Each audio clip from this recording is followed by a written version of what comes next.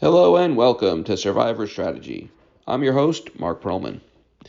Week 3's in the books, and along with it, 58% of the entries in the Circa Survivor.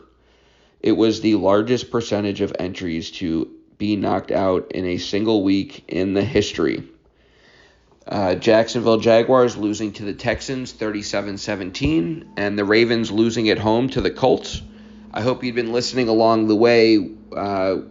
Week 1, we took all Ravens because I mentioned that Week 3 didn't seem that great against the Colts, and after two offensive linemen went down in Linderbaum and Staley, it was going to be a tough game for the Ravens, and sure enough, Gardner Minshew was able to win that game, and the Jaguars losing to the Texans. That was another game, obviously, that I faded. I had 5 entries and didn't put one on the Jaguars. In order to win in Survivor, you have to be very smart in regards to looking at who the other teams are going to be taking and how you can move on and build your equity. So if you're just doing one entry, getting week to week is its own form of getting through. When you're using multiple entries, you're just trying to pick up equity. So I did lose one entry of my 5 remaining, so I'm down to 4. However, with 58% of the field, obviously losing 1 of 5 is 20%, and 58% have been eliminated. So in much better shape moving forward. My pick of the Kansas City Chiefs obviously seemed very easy on paper, and it turned out to be very easy on the field as well. Going up 41-0 in that game and eventually winning 41-10. At no point was there any stress in that game. I had mentioned that last week with the 180 from the Ravens week 1 being pretty easy to the Giants being down 20-0 at half, winning the game at the end was the 180. We did another 180 to the Chiefs with absolutely no concern from beginning to end. And hopefully this week's pick will as well be like that Kansas City game because that's really what we're looking for. The stress on these, we're now dealing with possibly over $9 million in profit. So as it gets further week to week and the equity builds in the entry, I believe currently we're at around $3,700 per entry starting at $1,000. So already a pretty good return in equity so far, and going to look forward to continuing with that. Looking over some of the other games, the Dolphins winning handily against the Denver Broncos. I believe that score was 70-20, and Miami just completely went bonkers. The history of most points scored in a game was 72. McDaniels, the coach, decided not to kick a field goal and break the record. Classy on his part. Not really sure it made sense given the situation, especially being at home. But obviously that was ultimately his decision. And our Cleveland Browns, our Super Bowl pick, winning 27-3 against the Titans. You know, Deshaun Watson just really stepped up. He looked completely better. Jerome Ford couldn't really get anything going on the ground, but we didn't really expect much from him on the ground, given that Tennessee has the best rush defense in the league. They're very difficult to run on. I'd say overall that game was very good. Amari Cooper played very well.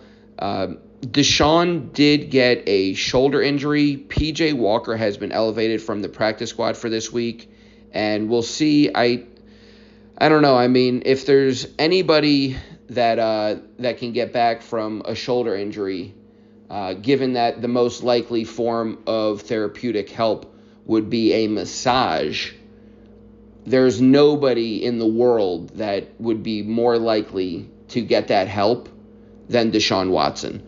So I anticipate he's going to play this Sunday. I anticipate him playing well, and hopefully our Super Bowl pick will continue to build equity in that as well. Against the Ravens, as you've known, I've mentioned before, I'm not that high on them. I think they're probably the most overvalued team in the league. I'm not sold on Lamar, not sold on the team, and I believe the Browns are a pretty good pick this week. It's interesting talking about future value, and it's one thing for survivor strategy that really comes into play. And when I think about it, I think about who's likely to get injured and who's likely to stay healthy and things of that nature. Uh, for example, the New York Giants. How likely do we think Saquon Barkley is to be playing in Week 15, right? So when we get an opportunity to take them like we did in Week 2 against the Cardinals, we went ahead and did that. Obviously got extremely lucky to win that game. Another player, Tua Tagovailoa, taking them earlier in the season is going to make a little bit more sense. So when we get an opportunity to take them, we're probably just going to go ahead and do that. Another player specifically that would basically change the line, in my opinion, about 4 points is Christian McCaffrey. And Christian McCaffrey has had a history of injuries. So the Niners are another team that we're going to be using early as well, even though they're probably the strongest team in the league and have the most future value, being that they're number one in the power rankings and things like that. The last thing to worry about is trades.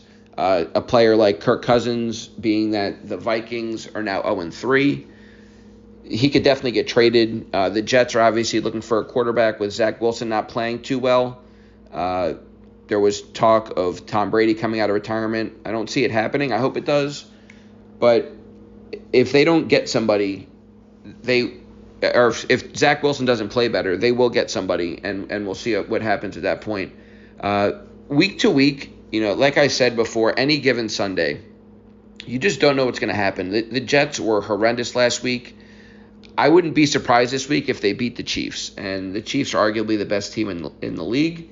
It's just week to week, things change, and you got to just put what your preconceived notions are from the previous weeks in the past. There's a saying in fantasy football: don't chase last week's stats. So if Devin Achane, for example, scoring 3 touchdowns and running for hundreds of yards and all these things, don't expect that from him this week against the Bills. It's just not how it works.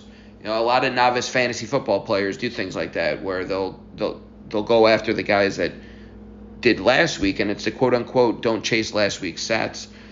Just don't be surprised if the Jets beat the Chiefs this week, or if Washington, who's coming off a terrible loss, that they come back and win in Philadelphia. I mean, these things happen. They can happen, and I would guess that one of those two teams will pull off the upset this week, and maybe even both. And given my picks this week, I hope it happens. We're going to be going with 2 on the San Francisco 49ers. Like I said, just wanted to get through with them this week against the Cardinals. They're the biggest favorite of the week, so it's not necessarily ideal, but I do like them this week to go forward. And the other 2, going to be gambling a little bit, taking the Jaguars in London and the New Orleans Saints as well. Derek Carr is about 50-50. If Jameis Winston does play, I would expect Taysom Hill to be involved a lot more on the offense. I think they can win with Taysom, but he's not a quarterback that they want to be coming back from. If they're down 2 or more touchdowns, he's not somebody you want to bring in to come back with. So I would think if Winston starts out slow, he'll be on a very short leash, and they'll go immediately to Taysom Hill, possibly in the first quarter. But hopefully we'll get a healthy Derek Carr in there, and the line goes even further past the 3.5. We get to 4. Feel a little bit more comfortable before the game starts. Next week we're going to go over some win-loss updates in regards to the totals that they've got out there. Obviously, there's been a lot of changes so far, and we want to reassess as to who we're going to be saving for later and who we're going to be using based upon those win-loss projections. Last week's pick worked out well with anytime touchdown. Jerome Ford scored not once but twice. And this week we're going to be going on the same anytime touchdown. It's going to be a Monday Night Sweat. Seattle Seahawks against New York Giants. DK Metcalf anytime touchdown. Plus 160. He's only got to score 38% of the time. They're projected to score around 3.5 touchdowns. 2 by air. One of those 2, based upon projections, should be to DK Metcalf.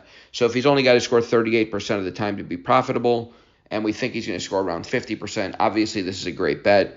Plus 160 at Caesars and other sports books as well. Till next time, remember, we're all survivors.